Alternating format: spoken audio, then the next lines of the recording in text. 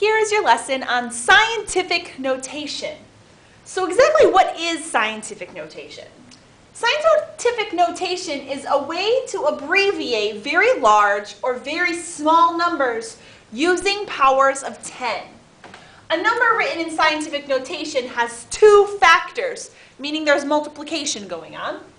The first is a number that is greater than or equal to 1, but less than 10. And the second factor is a power of 10.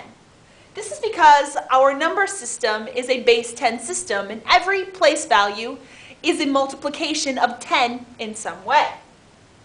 Now, what we use scientific notation for is so that very large numbers, maybe astronomical distances, or the size of microscopic units can be published in a way that's not overwhelming for someone to read. It's really hard to read a really long number and you have to count the zeros and all of those digits.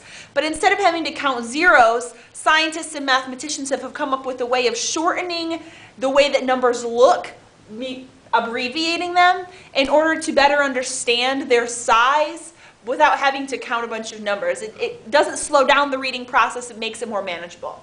But if I were to break it down a little bit for you, for numbers that are greater than or equal to 10, the standard form is going to be obviously a number that's greater than or equal to 10. But when we have this, it's going to be, it would look like this in scientific notation. So you have your digit that is greater than or equal to 1 but less than 10, that's your first factor, times that power of 10. So 10 to the 6th power is the power there. If we have numbers that are greater than or equal to 1 and less than 10, so 1 through 10 or 1 through 9.99999, like the number 3, for example, it's going to be 3 times something that maybe looks like this. Now 3 times 10 to the 0, we know from the past that 10 to the 0, anything to the 0 power is 1. So this is like 3 times 1 is 3. It's kind of interesting. Just an example. It's kind of cool. And then for numbers that are greater than 0 and less than 1, and I want you to remember that there are an infinite amount of numbers that are between 0 and 1. These are all of our fractions that you're used to using from a long time ago. Numbers like 7 10,000ths is between 0 and 1. It's still positive. It's very, very small value. In standard form, it would look like this. And then in scientific notation, again, because to be in scientific notation, the first factor needs to be greater than or equal to 1 and less than 10. So 7 would be our factor, the first factor, and then the power of 10 is 10 to the negative 4th. And we are familiar now with negative exponents being a less than 1 value, but remember that they don't make the value negative. So it would be 7 times 10 to the negative 4 would be 7 10,000ths. Okay. So here's an example to kind of get us started moving in the right direction. Jupiter's minimum distance from the sun is about 460,100,000 miles. Whew. What is that number written in scientific notation? So I take that number and I write it on my paper. And I want you to recall that in our number system, every place value is a power of 10. So if you look over here, you have 10, and we know that 10 is 1 times 10 to the first power if we were to write 10 in scientific notation. Now, 100 is 1 times 10 to the second power. Remembering that 10 to the second power is 10 times 10, which we know is 100, and 10 times 10 would be 100 times 1, which would still be 100 because of the multiplicative identity. 1,000 would be 1 times 10 to the third, and you're just kind of noticing a pattern that each decimal place is an additional power of 10. This is what makes our shortcuts possible, and I'll ask you about that a little bit later as well. So I just tried to make a connection here for you that 5,000 would be then 5 times 10 to the third power, noting that that first digit has meaning here. And 5 times 10 to the third power, 10 to the third power we know is 10 times 10 times 10, which would be 1,000. 5 times 1,000 is 5,000. And noting that each decimal place represents one of those factors of multiplying by 10. So if we take all of this and then we come back to this, it's not just a bunch of counting decimal places and placing decimals and then making that number our power. It's actually a lot more than that. But I just kind of pointed to some place values for you so you just remember them. Just another connection to keep in mind that we have our powers of 10. in each place value. These have no significance for this particular problem. I could label them all, but there's just not room. So I just threw those in there. But remember that your guidelines for writing a number in scientific notation, a guideline that scientists and mathematicians came up with, is for that first number to be a value between 1 and less than 10. Between 1 and 10 is what we say, but it has to be less than 10. It can be 9.9 repeating, but it's less than 10. So in this case, we would make the number 4.601. That number goes to the last non-zero digit. And so the rest of these are 0, so 1 is the last non-zero digit. So this is our number between 1 and 10 here. Now, we know that this is a place value of 10. This is one of 10. So how many places do we have before we get to where we moved that decimal to technically? It's 1, 2, 3, 4, 5, 6, 7, 8 place values of 10. So that's 10 to the 8th power. And so if we multiply 10 to the 8th power by 4 and 601 thousandths, that would get us right back to 460,100,000. So in scientific notation, 460,100,000 is 4 and 601 thousandths times 10 to the 8th power. Okay? Takes that value, it doesn't change the value at all, it simply shortens it with multiplication. And then on the opposite side of our massive positive values are our massively small values that still have value. They're still measurable. They're not negative. They are very positive, however, very impossible to probably see with the naked eye, right? You need something like a microscope. Just like here where Mr. Burton is measuring a specimen. That was 45, now we have to figure this out, tenths, hundredths, thousandths, 10 thousandths, 100 thousandths, millionths, 10 millionths, 100 millionths. 4,500 millionths of a millimeter long. What would this look like in scientific notation? 4,500 millionths. That's insanity, that's so small. But it's being measured at 4,500 millionths of a millimeter. A millimeter is practically impossible to measure, right? 4,500 millionths of it. Like, ridiculous. So anyway, in order to write this in scientific notation, you need to recall that we need a number greater than 0 and less than 1 as our first number. Oh, that's not what that says. Forgive me. Back it up. Anyway, we need to make a number between 1 and 10. 4 and 5 tenths is between 1 and 10. That's what I get from here. I can put that decimal right there. And that gives me my number between 1 and that value is also less than 10. So with numbers that are greater than 0 and less than 1, so in that amount of space on the number line where you have, here's 0, here's 1, you have infinite amounts, right? Numbers in between there. The power of 10 is negative, okay? Then you count these decimal places here. 1, 2, 3, 4, 5, 6, 7 of them. And so 10 to the negative 7th is where we are going to, 10 to the negative 7th is what we are going to multiply by 4.5 in order to get back to 4,500 millionths. This is what would be published in order to understand that because this is to the negative 7th power, this is a very, very, very small value. Again, very, very small. But it's much easier to comprehend than this with a bunch of zeros across the paper.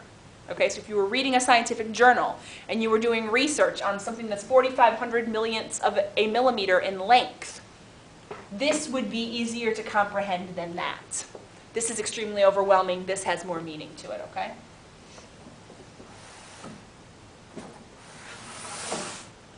So then on the opposite end of that, what is 3 and 5 tenths times 10 to the negative 6th in standard form?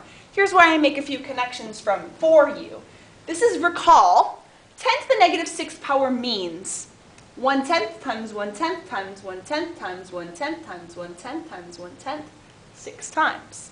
Or we could say it looks like this. If I were to write that as a fraction, 1/millionth would look like this. 1 with 6 zeros, right? 1/millionth as a decimal, 1/millionth looks like this, just so you're sure, tenths, hundredths, thousandths. 10,000ths, 100,000ths, millionths, okay? 1/millionth. So 10 to the negative 6th. So if I'm multiplying 3 and 5/10 times 10 to the negative 6th, what I'm actually multiplying is 3.5 times 1/millionth, right? So 3.5 times 1/millionth. If I were to actually do this multiplication out, it would look like this, 1/millionth times 3.5, or 3 and 5/10. Now, when I'm multiplying, I would multiply the 5 by the 1. It's not really a 1, it's 1/millionth, but 5/10 times 1/millionth. This is where it all kind of starts to make sense with the decimal movement and all of that you may have been taught previously. 5/10 times 1/millionth is going to be 5 10/millionths. It actually gets smaller by a place value in value. So that's 5 10/millionths, and then 3 times 1/millionth, that's 3/millionths, right? And then times a bunch of zeros, which we don't need, but we would add these place values here, and you'd have 5 and 3, and then you'd add, well, then you'd have to count the decimal places, right, which is 1, and then 2, 3, 4, 5, 6, 7. So you'd add all of those in, but we already knew that this was 5 10/millionths and 3/millionths, so those zeros kind of fall into place anyway. So then we would end up with this answer. And I make a point here. Notice that the decimal point moves 6 spaces from 3 and 5/10 to 35, I forget what it said now, 10/millionths, tens, hundreds, thousands, 10,000, 100,000, yeah, 10/millionths, because 3 and 5/10 was multiplied by 1/millionth. So that's mathematically what is happening. It looks like we've moved that decimal 6 places to the left, but we've actually multiplied it by 1/millionth. Multiplying it by 1/millionth, because it's simply a power of 10, allows us to move the decimal. Just like multiplying by 100, you move the decimal twice to the right, that's because you're multiplying by that power of 10. Same connection, just much larger and much smaller values of powers of 10 going on here. Okay. So here's another bit of application. In 2008, the Hartsfield-Jackson Atlanta International Airport ranked as the busiest in the world. In that year, about 9 times 10 to the 7th passengers passed through its airport. What is the number in standard form? So 9 times 10 to the 7th means 9 times 10 million, because 10 to the 7th power is 10 million. It's just, again, abbreviated. And 9 times 10 million is 90 million. So, again, I ask, why do the shortcuts you've learned in previous years work? We've already talked about it a bunch of times, but it's something I want you to think about. It gives more meaning to your scientific notation. Something that you felt has been really easy in the past is really easy because of all the shortcuts. But really understanding why, incredibly important here, okay? But again, please think about this for discussion. And then lastly, get a little bit fun here. What is 4 and 2/10 times 2 and 5/10 times 10 to the negative 6th power in standard form? Now this looks like scientific notation, and it is, but it's being multiplied here. Now, to make it easier on you and to have a little bit of fun using those properties that are so on our side, we can make this easier by using the associative property. Because this is just all multiplication, and these are grouped together to be scientific notation. However, you can regroup and say, well, I think I'd rather multiply these two first, and then multiply by my power of 10. So that's what we'll do. We'll say, okay, well, I'm going to multiply 4 and 2/10 times 2 and 5/10 first. When I do that, I get 10 and 5/10. Now, 10 and 5/10 times 10 to the negative 6th. This is to keep in mind that when you see that negative value, be sure that you understand this is going to be a very small number. It's not going to be negative, still positive, but it's going to be much less than 1. Please keep that in mind. Going back to our shortcut, because frankly, if you really have a solid understanding, the shortcut will work. You won't understand the shortcut though. You'll be like, well, I don't get it. Can you explain the shortcut? Well, you need to understand what's really happening here. Keeping in mind that 10 to the negative 6th is going to be, again, and we just did it, tens, hundreds, thousands, 10,000s, hundreds, it's 1/millionth, right? So 1/millionth times 10 to the 5th, that's going to move that decimal 6 places to the left if you were to actually hold out on the multiplication. So from where the decimal is currently, these count as 2. 1, 2, 3, 4 more. And you do fill in some zeros. So you end up with 105 10/millionths, right? Let me make sure. Tens, hundreds, thousands, 10,000s, 100,000s, millions, 10 millionths. Okay? And so this would be our answer. I'll clean it up for you. 1, 2, 3, 4, 5, 6, 7. Okay? And if I were to write that in scientific notation, it would look different from where I got it from, because this number is not between 1 and 10, right? It's already greater than 10, so it actually looked different in scientific notation, but I've already answered the question in standard form. So in standard form, it looks just like this. So there's scientific notation.